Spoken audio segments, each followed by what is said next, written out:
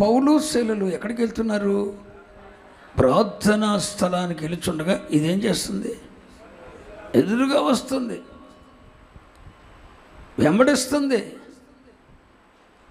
పొగడ్తలతో ముంచెస్తుతుంది.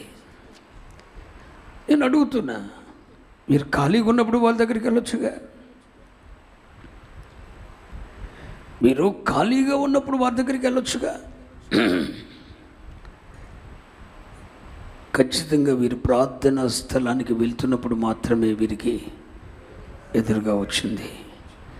వీరు ప్రార్థనా స్థలానికి వెళ్తున్నప్పుడు మాత్రమే వీరిని అడ్డగించింది, వీరిని వెంబడించింది, వీరిని పొగడ్తలతో ముంచెత్తేసింది.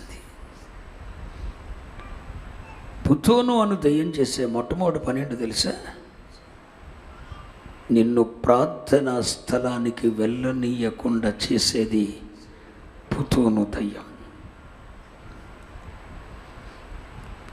ఒక వ్యక్తిని, ఒక యవనస్తుని పుతోను దయ్యం పడితే, ఒక యవనస్తురాలని పుతోను అని దయ్యం పడితే,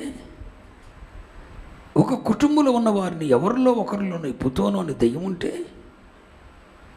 వారు దైవ సేవకులను పొగడ్తలతో ముంచెత్తుతారు, దైవ సేవకులను వెంబడిస్తారు.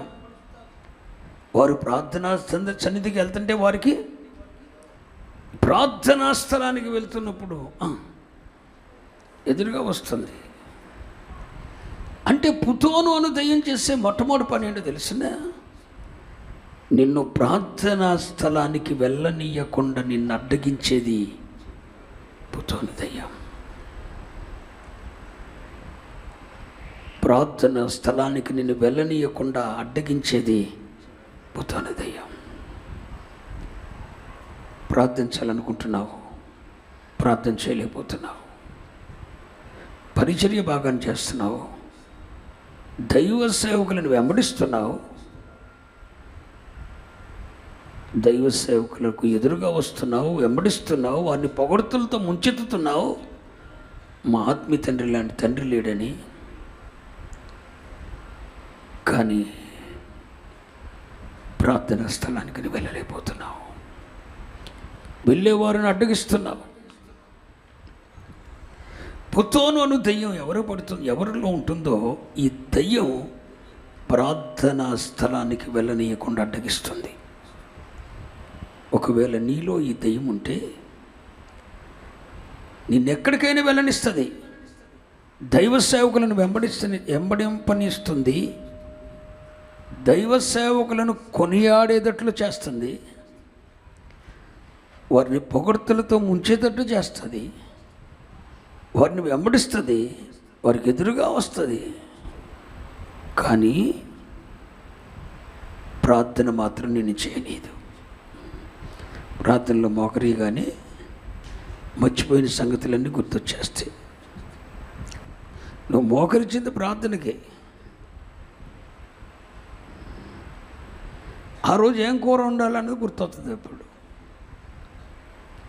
నువ్వు మోకరించింది ప్రార్థనకి, ఆ రోజు ఫంక్షన్ ఎక్కడన్న సంగతి గుర్తొస్తుంది నీకు. 3 రోజుల తర్వాత ఏదో ఊరు వెళ్ళాలన్న సంగతి గుర్తొస్తుంది. ఎట్టెళ్ళాలి, ఏం చేయాలి, ప్రార్థన మోకరిస్తావు కానీ ఎట్టెళ్ళాలి, ఏం చేయాలి, దాని ప్లానింగ్ ఏంటి అని ఆలోచిస్తావు. ఏ ప్రార్థన లేదు.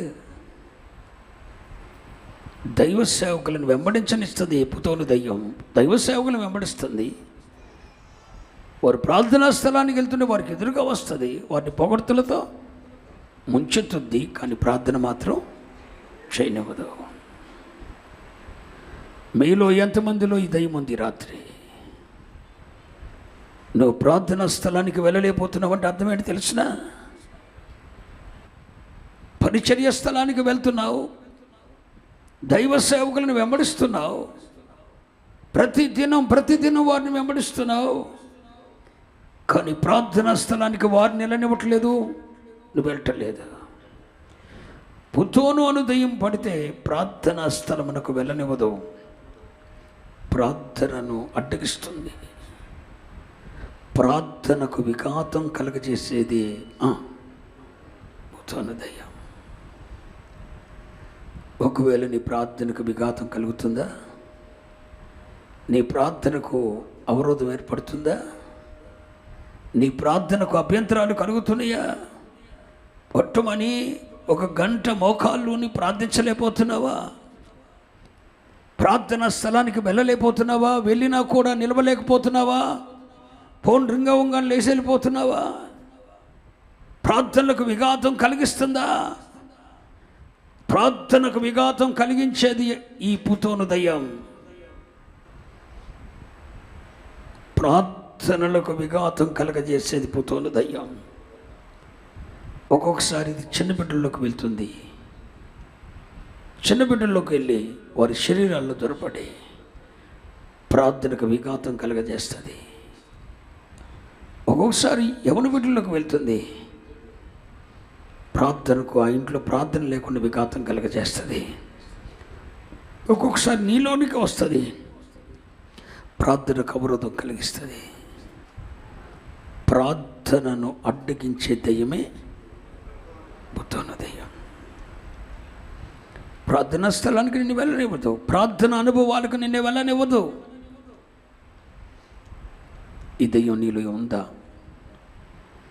ప్రార్థనా స్థలానికి నువ్వు వెళ్ళలేకపోతున్నావు, పొట్టమని 10 నిమిషాలు కూర్చోలేకపోతున్నావు, అసలు ప్రార్థన అనుభవం లేదు అంటే అర్థమని తెలుస్తుంది. దట్ ఈస్ పుతోను దయ్యం.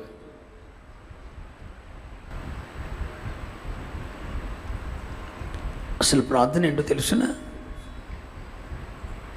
ప్రార్థన అనేది చాలా జాగ్రత్తగా చెప్తున్నా, ఒక క్రొత్త నిర్వచనం ఇస్తున్నా. ప్రార్థన అనే దానికి ఆత్మదేవుని చేత తెలుసుకొని ప్రార్థన అనే దానికి ఒక క్రొత్త నిర్వచనం ఇస్తున్నాను.